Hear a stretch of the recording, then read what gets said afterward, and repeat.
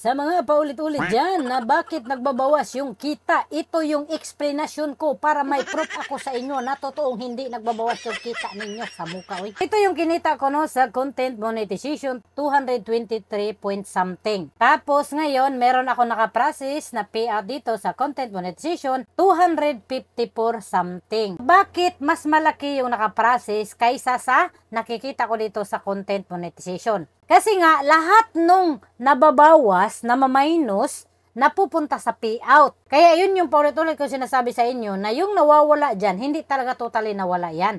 Nagpapalit kasi ng araw, atras yung earnings natin kasi nagpapalit ng araw. Kaya lahat ng nababawas dyan, napupunta sa payout. O, sample naman dito sa stars, mga guys. O, meron akong kita sa stars na 185, mga guys. At meron ako nakaprocess sa stars dito, mga guys, no, na 148, then 26 mahigit. 148 plus 26 mahigit, 175 mahigit. In 175 minus 185 is $9 na lang mahigit yung kita ko sa stars. So, yung 185 dyan, mga may guys, mga few days niyan, babawasin yan. Kahit mag-paid pa yung sahod ko sa stars, mag-paid pa yung sahod ko sa content monetization, nandyan pa rin yung earnings ko na yan. Yan yung everyday na babawasin, everyday, kasi sinahod ko na. Sinuswerte naman tayo kung yung sinahod na natin dati, ngayon sasahudin ulit natin. Kaya yan, magmaminus yan everyday. Hindi yan isang bisis lang i-minus ni Meta. Everyday yan, minus. Lalo na kapag wala kayong pumapasok na earnings, mapapansin nyo talaga na malaki yung pagbabawas. Kasi kagaya dito sa akin, example, wala nang magbigay sa akin ng stars. So, itong nandito na 185, sure talaga akong mawawala ito kasi sinahod ko na eh. $9 na lang yung natira dito.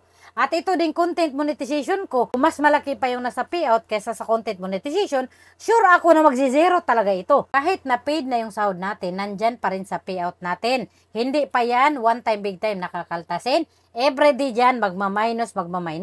At sample naman, hindi pa kayo nakasahod, huwag nyo ring intindihin.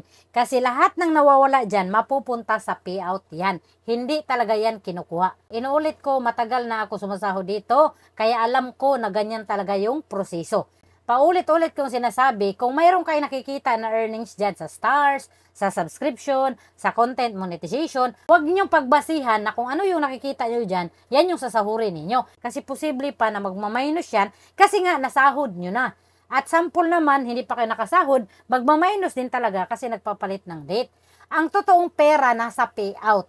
Kasi itong nasa payout, hindi na talaga ito mabawasan. Kapag may payout kayo dyan nakaprocess, nakuha nyo yung minimum threshold, $25 kapag PayPal, kapag bank is 100, kapag nasa USA naman kayo is $5 lang. Kapag nakuha nyo yung amount na sinasabi ko, antayin ninyo this coming month, mga line up to, magpipaid yan. Paulit-ulit na tayo dito kasi ang dami pa rin naguguluhan kung bakit nagbabawas yung earnings sila.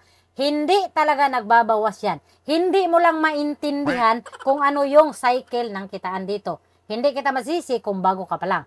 Kaya ini-explain ko ito para sa'yo na bago at yung mga matatagal na until ngayon makulit pa. Shoutout sa inyo.